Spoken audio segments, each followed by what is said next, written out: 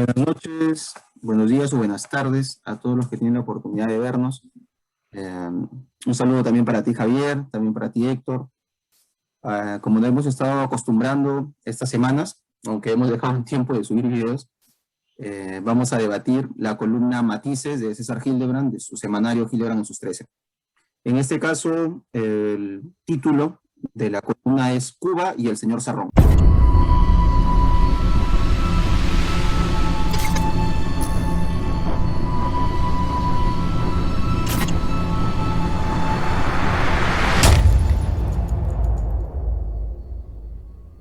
Que en realidad es un título un poco engañoso, porque de Cerrón se habla muy poco, ¿no? Más se habla sobre Cuba y de la experiencia de César Hildebrand en Cuba, ¿no? Se habla muy poco de Cerrón, se habla solo al final. Recordemos pues que Cerrón es el dirigente máximo del partido de gobierno, Perú Libre, el partido que va ahora a tomar las riendas del país con Pedro Castillo. Un punto antes de entrar a la columna Matices es la portada que ha sacado César Hildebrand, ¿no? Que es esta, ¿no? Es esta de aquí. Que me parece una portada un poco...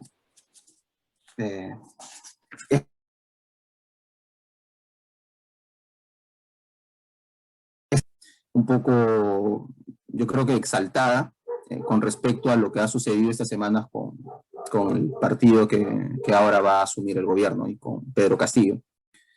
Si bien es cierto lo que menciona Hildebrand y lo que hemos estado viendo es la pugna interna dentro del partido Perú Libre y de los invitados y de sus aliados también, como los de Juntos por el Perú, Verónica Mendoza, Pedro Franque y otros más que ha invitado Castillo, con el ala del Partido Perú Libre y con el ala más dura de Perú Libre, ¿no? Con los más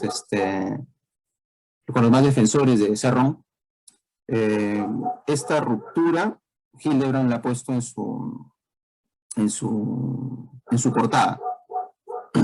A mí me parece que sí es un poco mucho haber puesto los primeros errores de Castillo, porque uno asume, ¿no?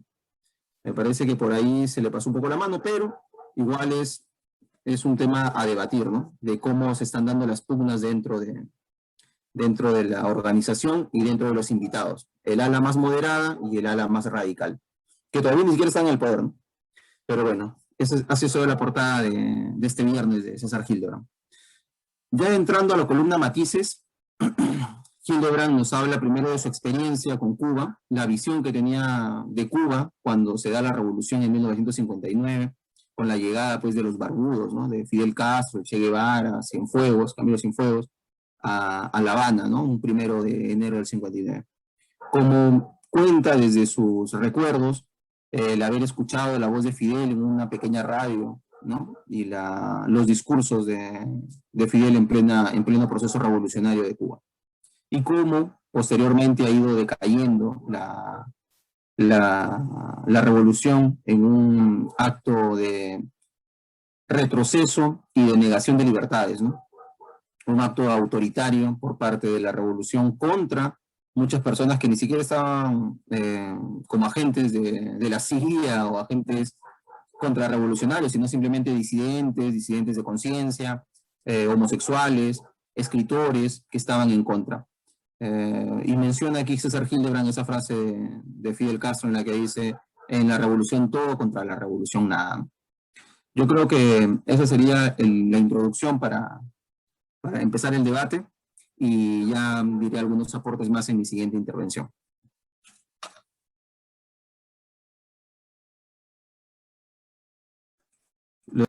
Sí. Hola a todos. Quería comenzar mis opiniones dando una reflexión sobre lo que comenta César Hildebrand. Y mi reflexión es relacionada a lo que representa la izquierda. Dentro de la política nacional e internacional, normalmente uno distingue, ¿no?, la derecha y la izquierda. La derecha normalmente se representa a la gente que tiene más dinero, a los empresarios. Y la izquierda representa reivindicaciones a las minorías que siempre están pidiendo derechos y a las mayorías que son los trabajadores que también están reivindicando derechos, ¿no? Que tienen historia de lucha, que cada vez que reivindica derechos lo hacen con una forma determinada, ¿no? Huelgas, paros, manifestaciones. Entonces, hay una clara diferencia ahí.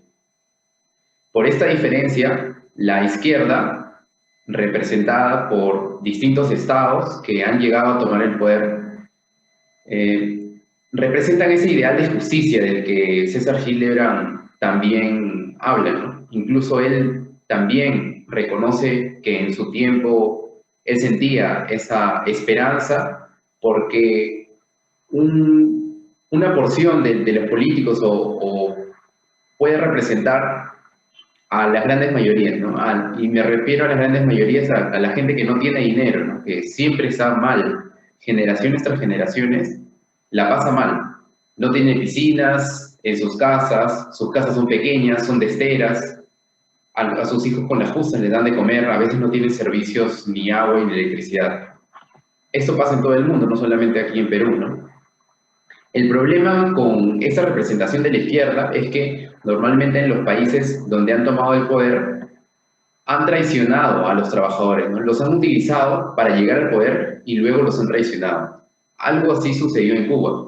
Pero hay que distinguir, sobre todo cuando uno ve en la historia, de que hay hitos, ¿no? Por así decirlo, como Rusia, China, Vietnam y otros países, en donde la izquierda, una vez que tomó el poder, ya no habló de los trabajadores y no les dio poder a los trabajadores, sino el poder al partido, ¿no? Entonces, primero, es innegable esta lucha entre pobres y ricos, a pesar de que hay mucha gente que hasta ahora, y sobre todo acá en Perú, sigue repitiendo de que esto de la lucha de clases es un invento, de que los de izquierda imponen la lucha de clases, cuando es mentira, o sea, es una evidencia que, como bien mencioné, los ricos siempre están poniendo a sus candidatos tipo Keiko, y los pobres están tratando de votar por alguien que los represente tipo Castillo, ¿no? Como lo que está pasando ahora. Entonces, esta era mi reflexión, ¿no? La idea de que la izquierda, a pesar de que reivindica los derechos de los trabajadores y de que muchas veces ha contribuido de que se puedan hacer algunas reformas a favor de ellos, en determinado momento en distintos países, incluso aquí en Perú, han traicionado a los mismos trabajadores para tener el poder, para tener puestos, o incluso con algunas maniobras, ¿no? Maniobras de corrupción, como hemos escuchado ahora, estamos escuchando acerca del mismo partido que ha llegado al poder, ¿no? Perú Libre.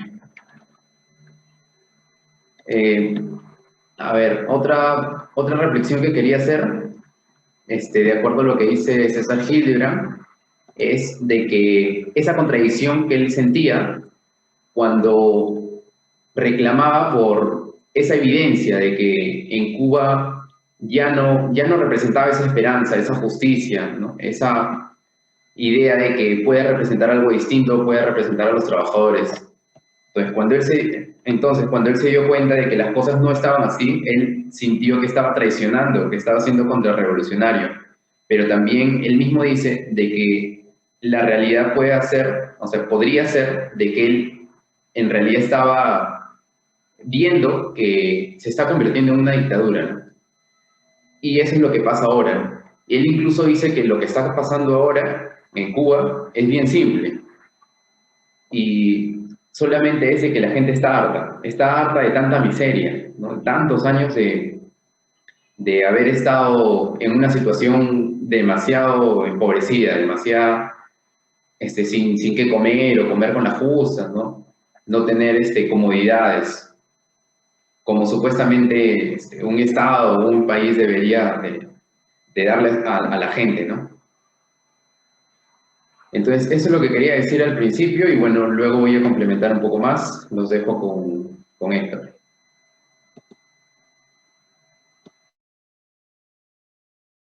Las personas que nos puedan estar viendo, como bien lo han dicho ustedes, digamos, esta columna pues, del semanario en esta ocasión nos está hablando acerca de cómo de cómo a veces las cosas pueden llegar a degenerar, ¿no? Esto lo venían, bueno, es algo que se viene diciendo hace siglos, ¿no? Cuando se lee pues a los tratadistas de política, ¿no? Me acuerdo que, por ejemplo, el mismo Aristóteles a veces hablaba de cómo una forma de gobierno podía degenerar en otra, ¿no? Este, mm, por ejemplo, se hablaba de la aristocracia, que en el sentido más puro del término, el inicial, la aristocracia significa gobierno de los mejores.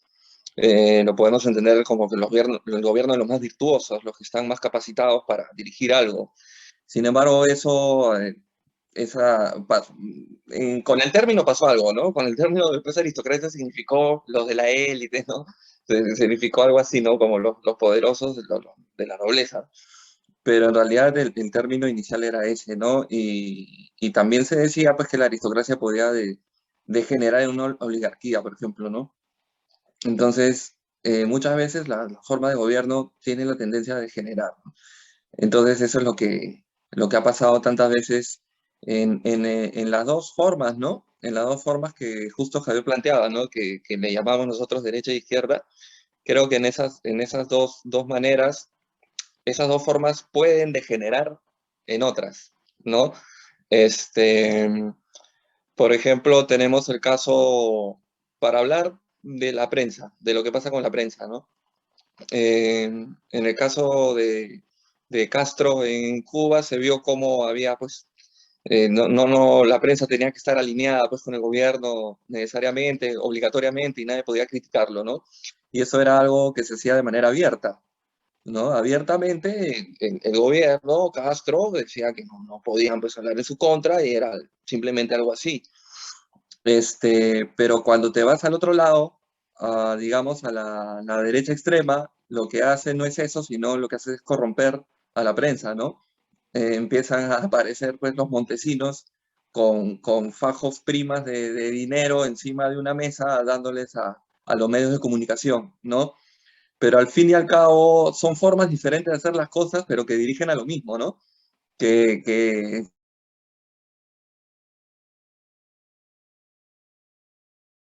o un grupo muy, muy pequeño de personas, ¿no?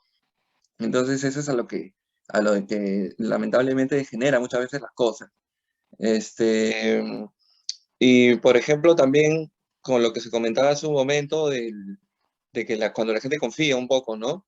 Cuando la gente confía en ciertas cosas, porque por ejemplo Hildebrand decía, ¿no? Que él confiaba, se sentía entusiasmado con Castro y después se decepcionó, ¿no? Eso, eso también, por ejemplo, aparece en 1984, ¿no? En la obra, ¿no? En el Tratado de Goldstein, cuando explica, ¿no? Que existen los altos, los medianos y los bajos, ¿no? Y que los medianos tenían el apoyo de los bajos, pero después cuando los medianos se volvían altos ya los olvidaban, ¿no? Entonces, y que ese ha sido pues digamos, el ciclo que ha tenido la historia muchos, muchos años, ¿no? Varios siglos. Entonces, ese es un fenómeno que sucede, ¿no? Que viene sucediendo hace mucho tiempo, ¿no?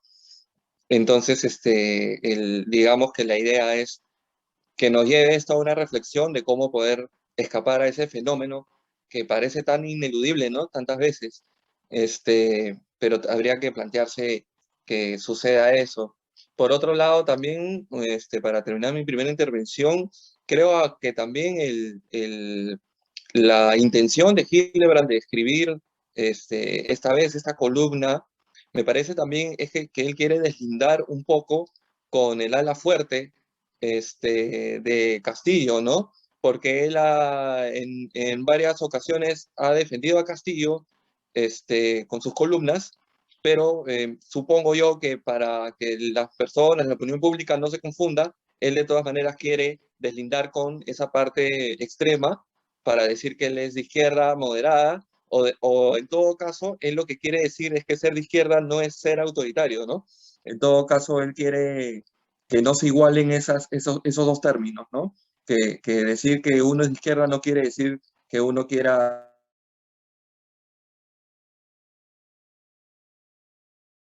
¿no? ¿Acaso haya sido su intención hacer eso? Entonces eso es lo que yo detecté también, o bueno, me parece que por ahí viene esa intención, ¿no? Entonces, bueno, ya le daría pase a César. Sí, como mencionaba Javier y también Héctor, me quedo con lo último que había dicho Héctor, con el último punto. Sí, yo también tenía esa impresión de que Hildebrand empieza como que a depurar un poco los términos y también a depurar un poco con el ala izquierda, el ala más izquierda de la izquierda que tiene el partido de Perú Libre, ¿no? Eh, También considero que Pedro Franque tiene mucho que ver con esto, porque siempre lo menciona en sus columnas Hildebrand como una persona que es moderada, de izquierda, pero que tiene planteamientos correctos con respecto a la economía. Y ya no en la columna Matices, sino en la primera parte, en la editorial, digamos, de la revista, se menciona, dice, pisando el poncho, ¿no? Ese es el título de la columna. Y ahí sí se menciona una parte que me pareció interesante. Ahí mencionan que sus contactos dentro del Partido Perú Libre, ¿no? Sus allegados, les han comunicado, obviamente Pedro Franque, pues, ¿no? Y su gente, lo que le han dado la información a Gilda, al semanario, pues es lo que podemos deducir de lo que se ha venido hablando en la revista. Ahora, con respecto a Cuba, ¿no? Es extraño, ¿no? Para Hildebrand deslindar con un proceso que él apoyó en un inicio, que se sentía entusiasmado por el tema de la justicia, como menciona Javier, ¿no? Y cómo ha degenerado. Yo creo que no habría que ser tan maniqueístas, ¿no? Desde mi punto de vista. ¿En qué sentido? Todos los aspectos de la vida, utilizando la lógica, tienen algo positivo y algo negativo. En mayor medida uno o en mayor medida el otro. Es como decir que todo en el capitalismo es malo. No sé si todo en el capitalismo en esta reunión y poder subirlo a YouTube y que la gente lo pueda ver. No, si fuera tan malo el sistema. Por otro lado, si Cuba fuera tan mala y todo sería malo, no tendrían pues los altos niveles en educación y en salud, que ahora por la pandemia se han visto ya relegados, ¿no? Y también por el bloqueo económico, etcétera. Entonces, hay que sopesar las cosas. Hay mayores cosas negativas en el régimen cubano que las positivas, bueno, será la catalogación de cada quien, pero siempre hay cosas buenas en cada sistema. El problema es cuando se vuelve un tema de autoritarismo, como decía también Héctor, como en 1984, cuando te hacen creer que es el único mecanismo para la libertad. Cuando te dicen el capitalismo es la única forma donde el hombre se desarrolla y es realmente libre. ¿Y qué pasa en África? ¿Qué pasa en los países del tercer mundo? ¿Qué pasa en el Perú? Entonces, es en realidad el capitalismo y ese sistema neoliberal tan bueno como lo plantean. Por otro lado, el socialismo que se plantea de un partido único en Cuba, por ejemplo, o lo que se planteó en la Unión Soviética, ¿es en realidad el camino hacia la libertad del ser humano? ¿No? Con lo que estamos viendo ahora, con los tanques pasando sobre Checoslovaquia, sobre Hungría, con los tanques en Tiananmen en China, con la falta de libertades en la Unión Soviética. O sea, yo creo que ni uno ni otro, ¿no? Yo creo que los pueblos, las sociedades tienen que elegir su propio camino hacia la libertad, a unos grados mayores de libertad, hacia mayores aperturas en cuanto a la cultura, al arte, a dejar relegados el tema de que unos pocos puedan acaparar mucho y los muchos acaparen muy poco. Entonces es una contradicción lógica, ¿no? Las grandes mayorías viven con muy poco y una minoría acapara demasiado. Esas desigualdades son las que se tienen que combatir. Más que combatir un régimen en específico, es combatir las circunstancias que generan esa pobreza y esas desigualdades. Otro punto que me hizo recordar que hablaba Héctor ahora es de 1984, que lo apunté también aquí, ¿no? Ese libro que hemos leído, y también si tienen la posibilidad de ver ese video y no han visto los de 1984, puedan ir a esos videos que hemos subido sobre el libro de Orwell. También una recomendación ya para ir acabando, es una película que se llama La Confesión, del director Costa Gravas. Lo acabo de ver también hace unas semanas nuevamente. Es una muy buena película de cómo un miembro del partido Comunista es acusado injustamente de apoyar a los Estados Unidos y apoyar a la CIA, y cómo lo torturan de formas no tan... La violencia física, como sabemos, es por acción o por omisión. Antes se pensaba que una tortura era simplemente pegarle a alguien, pero una tortura también es dejarlo parado sin que pueda sentarse durante un día. Eso también es una tortura. Entonces, no solo una acción, sino también dejar de hacer. Por ejemplo, dejar de darle alimento a un preso, a un detenido. Eso también es una tortura. Entonces, es este mecanismo de tortura que utilizaban en este régimen, ¿no? Y es una muy buena película que tiene que ver con esta columna de César Hildebrand cuando menciona que le sacaban una confesión. En esta película, que precisamente se llama La Confesión, logran que esta persona, en un estado ya aturdido por tantos días sin comer y por esa tortura que le aplicaban, reconozca haber hecho cosas que no había hecho en realidad. Reconozca haber sido parte de un movimiento contra el Partido Comunista de Checoslovaquia, contra el régimen de la Unión Soviética y haber estado apoyando a la sedición, ¿no? Cuando en realidad no lo había hecho.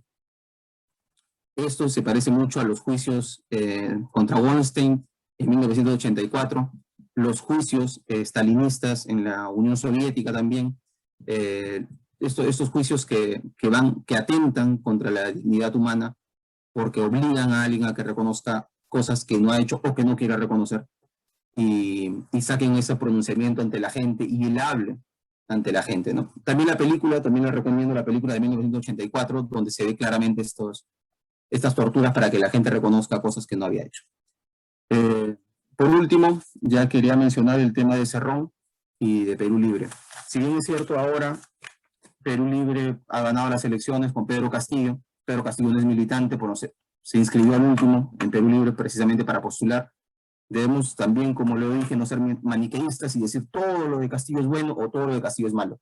Hay que reconocer los aspectos positivos en Castillo, que hay mucha gente que se ha ilusionado con él, mucha gente que piensa que va a haber un cambio en la sociedad peruana, pero por otro lado también tenemos que acusar lo que se está haciendo mal, ¿no? Esto de lo dinámico del centro, pues es una bajeza, ¿no? En realidad, estar utilizando al Estado como un botín de guerra, estar utilizando al Estado para cobrar cupos, ¿no? Para sacar dinero a la gente, para robarle al Estado, por más mejores intenciones que puedas tener, ¿no? Por las mejores intenciones que puedas tener, no puedes utilizar esas formas. Yo creo que sería eso ya lo último y ahora sí le doy pase a Javier.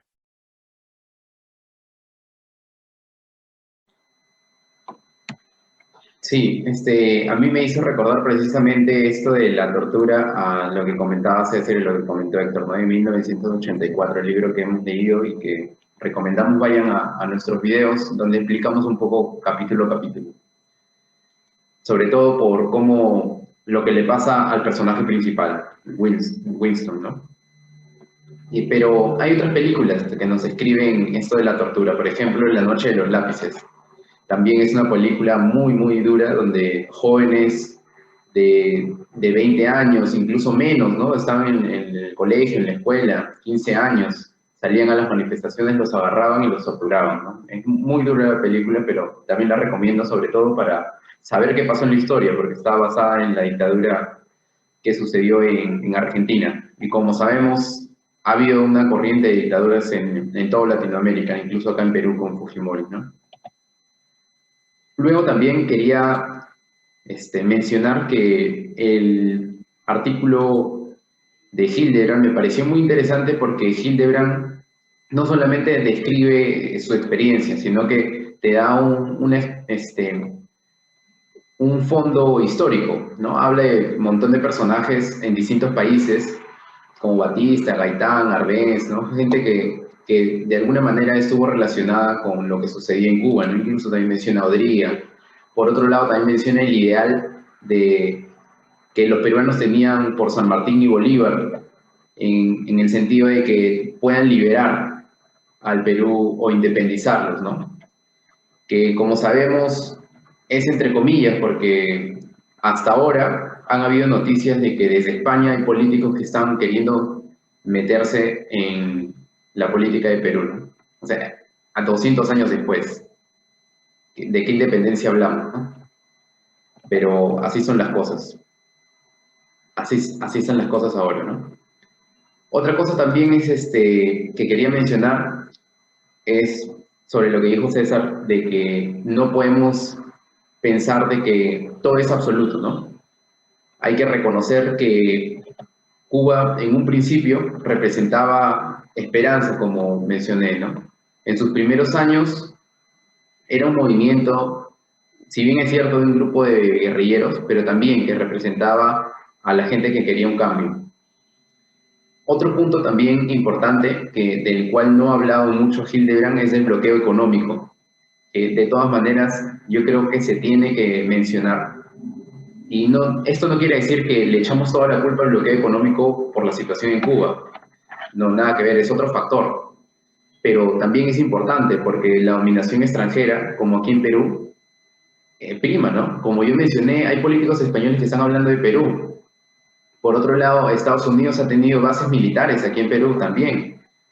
Entonces, la presencia de países extranjeros es importante en cómo se desarrolla un país, ¿no? Entonces, es un factor muy importante que no se toca mucho o que cuando tú mencionas, mucha gente te tilda de que estás a favor de Cuba, cuando no necesariamente es así, ¿no? Y hay que reconocer que si es que uno critica a una facción, por ejemplo, criticamos lo que está haciendo Keiko, lo que ha hecho Keiko, no necesariamente estamos apoyando a Castillo. Si criticamos lo que está pasando en Cuba, no necesariamente estamos apoyando a la derecha. O sea, las cosas no son así. Uno puede criticar a los dos porque hay otras cosas, hay otros movimientos políticos incluso, que incluso aquí no han podido llegar, ¿no?, a otras ideas.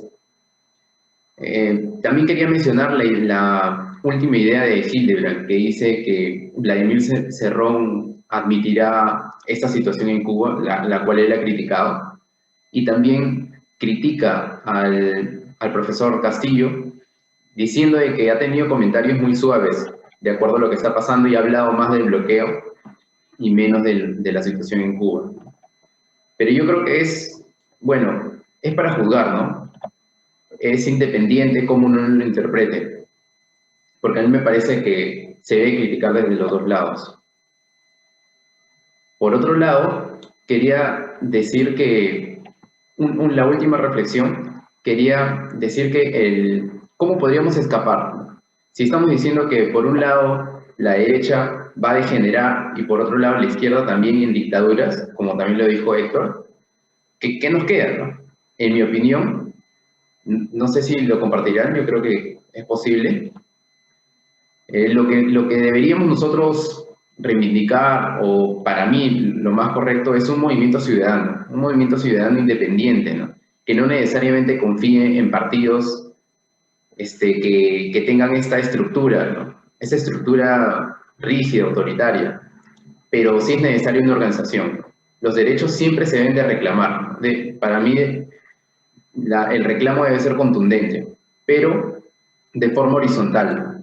Hay movimientos políticos que, como yo mencioné, no han llegado aquí a Perú, ¿no? Por ejemplo, el consejismo.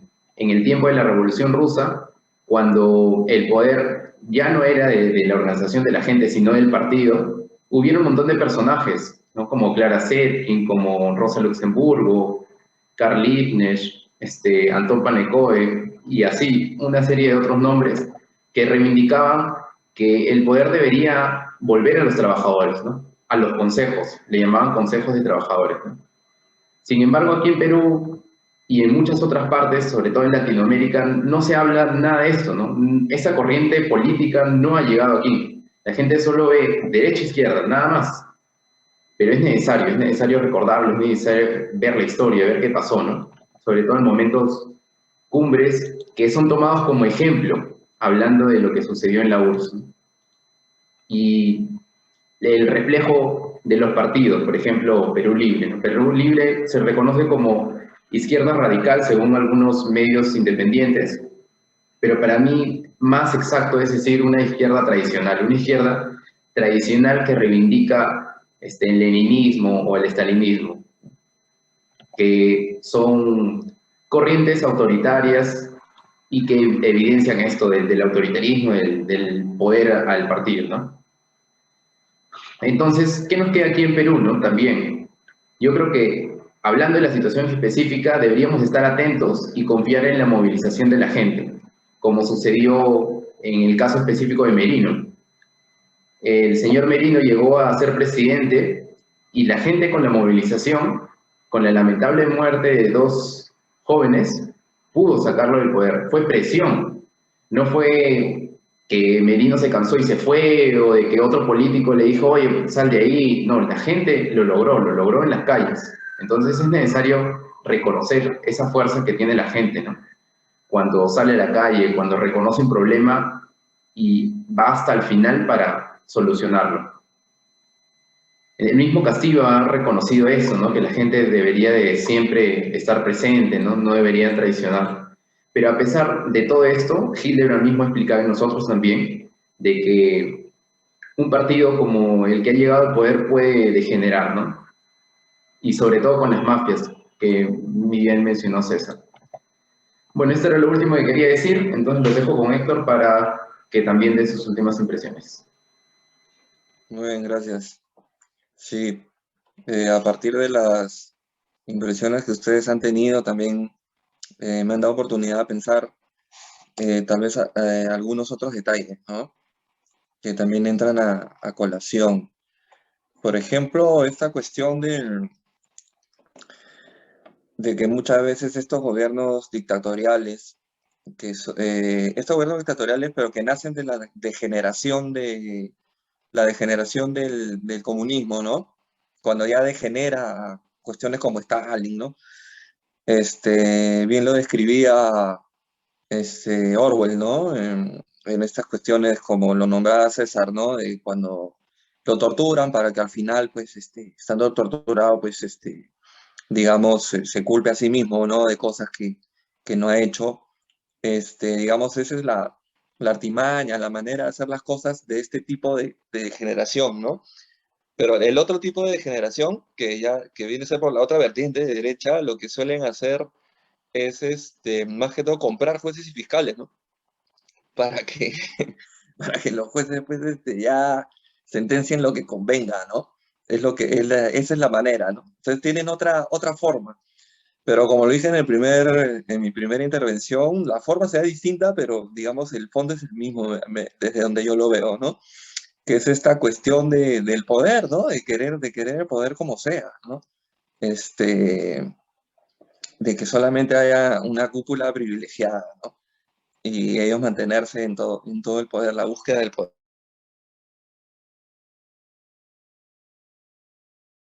Por ejemplo, aludiendo a lo que venía diciendo Javier, cuando se refirió a esta cuestión de que cuando uno critica algo de Castillo, piensan de que uno está favoreciendo a Keiko.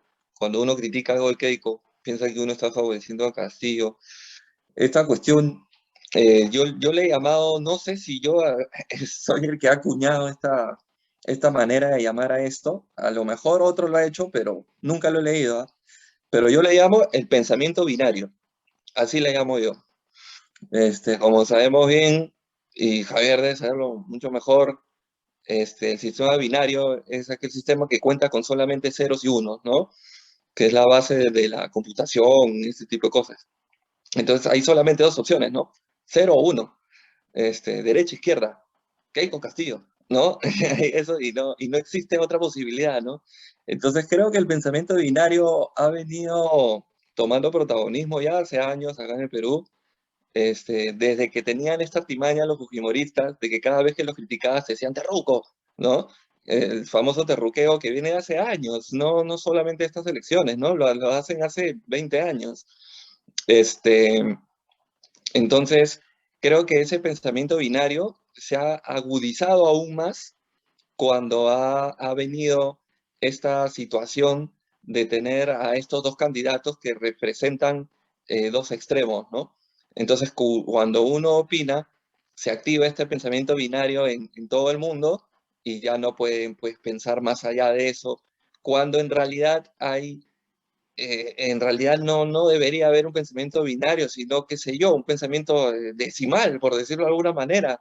O sea, entre el 0 y 1 hay infinitos números, así de que en realidad entre estos dos extremos de formas de políticas hay infinitas posibilidades, ¿no? Hay infinitos matices, infinitos grises entre el blanco y el negro, ¿no? Entonces, en realidad es así. Y por eso es bueno que las personas, cuando escuchen una crítica a algo, siempre no deben caer en este pensamiento binario, sino entender de que hay pensamientos que van mucho más allá de esos dos límites, ¿no? Entonces, lamentablemente hemos caído en estas cuestiones del pensamiento binario, y el pensamiento binario trae muchos problemas porque crean las polarizaciones, las peleas vía redes sociales, los odios y todo este tipo de cosas, ¿no? Entonces, eso es lo malo. Después también tenía algunas reflexiones acerca de lo que Javier decía acerca de la movilización, ¿no? De la movilización, lo importante que es. Por ejemplo, yo escuché en un momento que me parece que era cuando Pedro Castillo se iba a presentar en Plaza San Martín. Creo que fue el día que no llegó a presentarse, pero todo el mundo se reunió. Creo que fue ese día que, por ejemplo, habían unos reservistas. Y bueno, las cámaras de televisión estaban entre la gente entrevistando, ¿no? Y entrevistaron a unos reservistas y le dicen, ¿no? Bueno, usted está apoyando entonces a Pedro Castillo.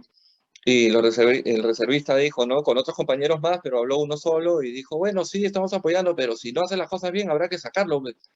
Entonces, como que me pareció, o sea, digamos, para desmenuzar todo eso, pero el aspecto de tener esa seguridad de decir, si hace algo mal, nos movilizamos, nos movemos todos. Eso me parece bueno, ¿no? No lo digo porque un reservista lo haya dicho, pero sino porque el sentido, la esencia de lo que está diciendo me parece que es bastante parecido a lo que Javier decía y que yo estoy completamente de acuerdo, ¿no?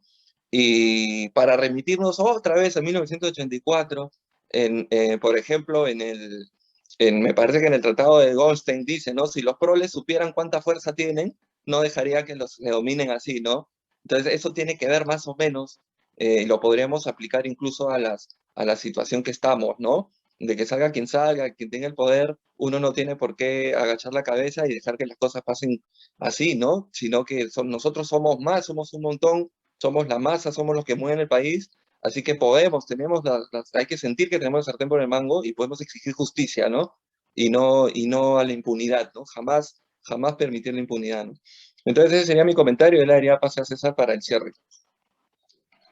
Claro, sí, yo comparto evidentemente, a pesar de que, como siempre hemos dicho, cada uno tiene su posición con respecto a ciertos temas, pero bueno, hoy hemos concordado en todo, por lo menos yo he concordado con Javier y con Héctor en todas sus posiciones el día de hoy, en estas propuestas que se han dado y en los análisis con respecto a la revista de Hildebrand.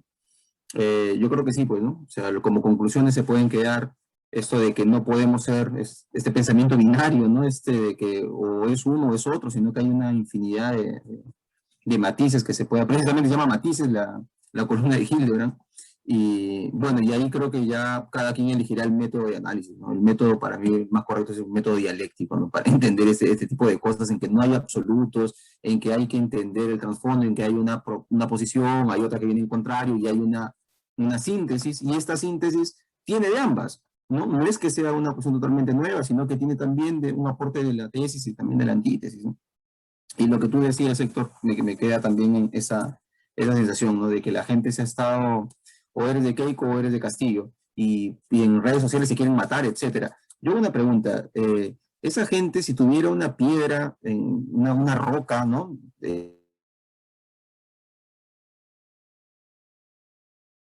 Y estaría feliz viéndolo así a la otra persona. O sea, bajemos un poco los niveles, ¿no? Del sadismo y de la violencia.